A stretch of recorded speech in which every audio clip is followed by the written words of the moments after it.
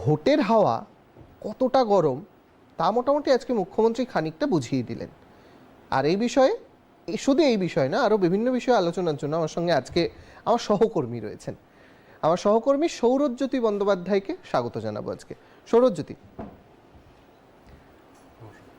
তো সারাদিন ধর্ণা মঞ্চের কাছে ছিলে, কি দেখলে জানবো, কিন্তু সারাদিনের আজকে কি টপিক রয়েছে, আজকের এই অনুষ্ঠানের টপিক কি, সেদিকে বরং নজর রাখি। একদম দেখবো, আপনাদেরকেও দেখাবো আজকের অনুষ্ঠানের শুরুতে কি কি টপিক নিয়ে আমরা আলোচনা করবো, সেদিকে বরং নজর রাখি। টপিক অফ দ্য ওয়ান দেখবো।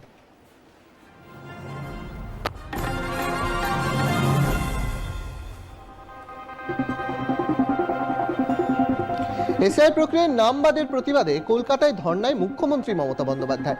একদম শুরুই করেছিলাম আজকে এই বিষয় দিয়ে, মুখ্যমন্ত্রী মমতা বন্দ্যোপাধ্যায়ের ধর্না দিয়ে,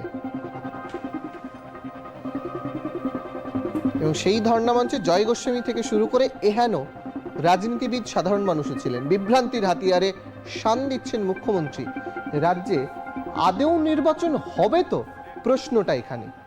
এবং তার সঙ্গে মুখ্যমন্ত্রীর এই যে প্রশ্ন যে এই রাজ্যে আদৌ নির্বাচন হবে কিনা, তার সঙ্গে আজকের যখন সারাদিনের হেডলাইন্স পড়ছিলাম তখন একটা কথা বলছিলাম, রাজ্যে আমাদের প্রতিরক্ষা মন্ত্রী রাজনাথ সিংও এসেছেন। পরিবর্তন যাত্রা যেমন রয়েছে তেমনি অন্যান্য প্রশাসনিক কাজকর্মও রয়েছে। সেখানে দ্বিতীয় টপিক আজকে কি রয়েছে, সেই দ্বিতীয় টপিকের দিকে বরং নজর রাখবো।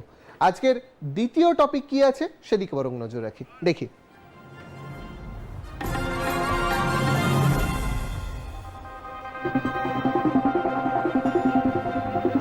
জাহাজ নির্মাণ ও সামুদ্রিক বাণিজ্যে এগিয়ে দেশ, 2030 সালের মধ্যে জাহাজ নির্মাণে বিশ্বের শীর্ষ দেশে পৌঁছবে ভারত।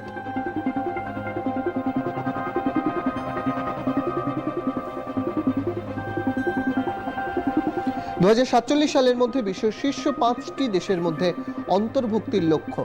প্রধানমন্ত্রী নরেন্দ্র মোদী বারংবার আত্মনির্ভর ভারতের কথা বলে থাকেন এবং সেই আত্মনির্ভরতার দিকেই ভারতবর্ষ এগিয়ে যাচ্ছে এমনটাই মনে করা হচ্ছে। এবং